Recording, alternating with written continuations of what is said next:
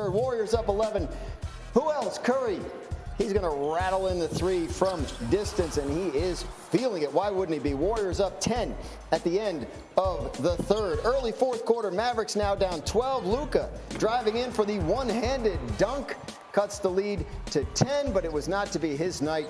Andrew Wiggins, he puts down his own one-handed dunk over Luka off the assist by Curry. This was initially called an offensive foul. Warriors challenged it. They won the challenge. Warriors win the game 109-100, take a 3-0 series lead. Steph Curry with 31 points in that game. So the Warriors up 3-0, a win away from the finals.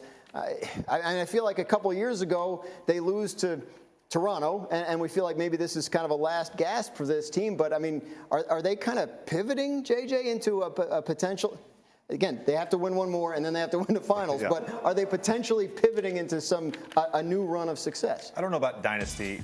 That remains to be seen, as you said, because they have to win a championship for that to restart. But certainly a third championship window here. They've re-entered, and a lot of that has to do with the development of Jordan Poole, Kuminga's potential, Wiseman's potential. I go back to the summer of 2019.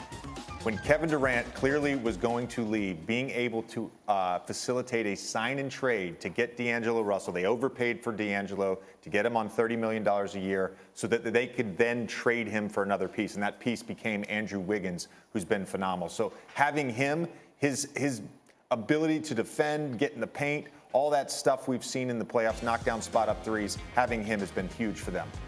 Yeah, look, the Warriors ownership, Joe Lacob, boldly proclaimed, we want to be the next Spurs. And the Spurs, as you know, never repeated as champions. They were just really good for a really long time, and the cast would change here or there. They'd get good injury luck or bad injury luck, and they were always right there. This is the Warriors becoming that, fulfilling that prophecy. We're 9-10 years into their run as a top-level playoff team. And as JJ said, Andrew Wiggins' emergence as the 27-year-old, the guy in his prime, right in between the old core and the young guys who are kind of ready but not ready for big roles yet, has been massively important for this team, along with Poole. And the fact that those three holdover stars, Steph, Clay, and Draymond, they just know how to win. It's really a remarkable story that you mentioned that 2019 finals. You know, I remember being at those games. KD goes down game 5. Clay goes down game 6, and you just think to yourself, can we just end this series before somebody else gets hurt? It felt almost like basketball trauma had engulfed the Warriors. And for them to come back from that, for Clay to come back from that and be on the doorstep again, it's remarkable. And I mean, look, the young players, obviously a big part of it, emerging stars, but those big three that won all those titles together, they're not exactly on their way out, right? I mean, I think it's the fact that Steph is still playing at an all-NBA level. Like, the whole thing with the Warriors is their system. It's all based on him. The threat of his shot, whether it's a double team out of a pick and roll, throwing back to Draymond, creating a 4-on-3, making plays out of that, or his movement off the ball, using that to create cuts and driving angles to get into the paint. It all revolves around him and his ability to still play at this level at age 34. And you look at Klay Thompson probably going to be better next year, right? He's not going to be coming off the injury. I think Klay for the playoffs is averaging 19 a game on 45% shooting, 39% from threes. Is he the same Klay defensively? No, nor should anyone have expected that.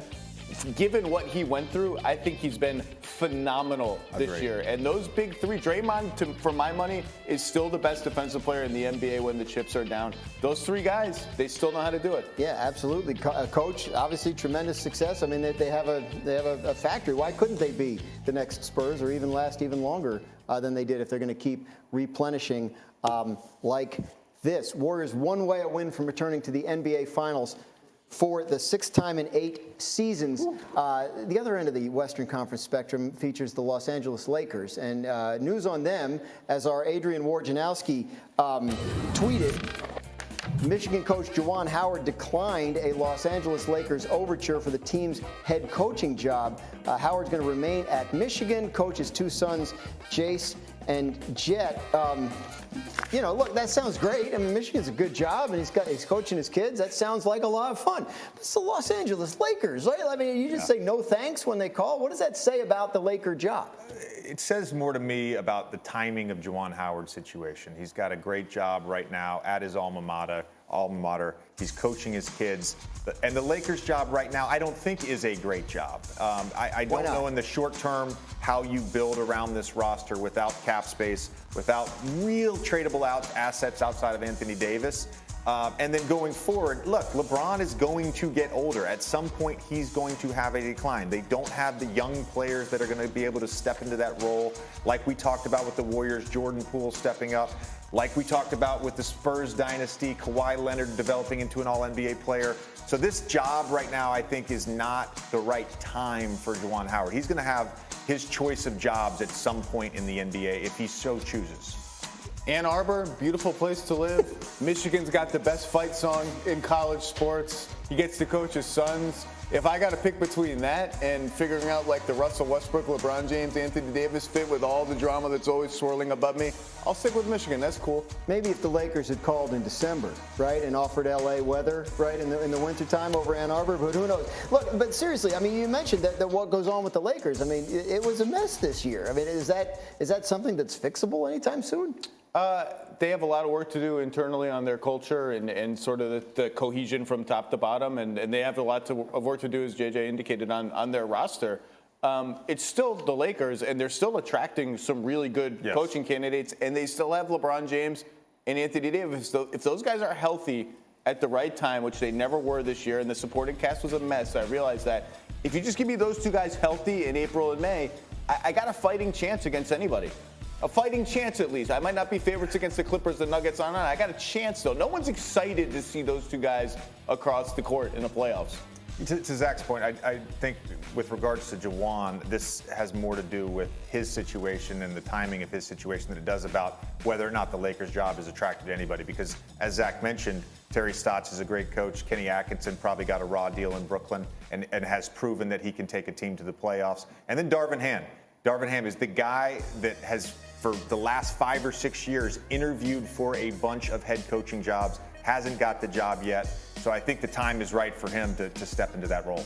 So, I mean, obviously, somebody's. I mean, who do you like from this, Zach, from this list of potential candidates that are finalists that Woj reported? It depends what you want. If you want veteran, win now, has been around the block, Terry Stotts did a really underrated job in Portland. Kenny Atkinson is more than ready. As JJ said, I thought he did a great job in Brooklyn and sort of got a raw deal there at the end. And Darvin Ham is ready and is a big personality who's not scared of anyone or telling anybody what to do in the film room. So those are all good choices to me. It just depends what they want. If you become the Lakers head coach tomorrow, what's the most important thing for you to do?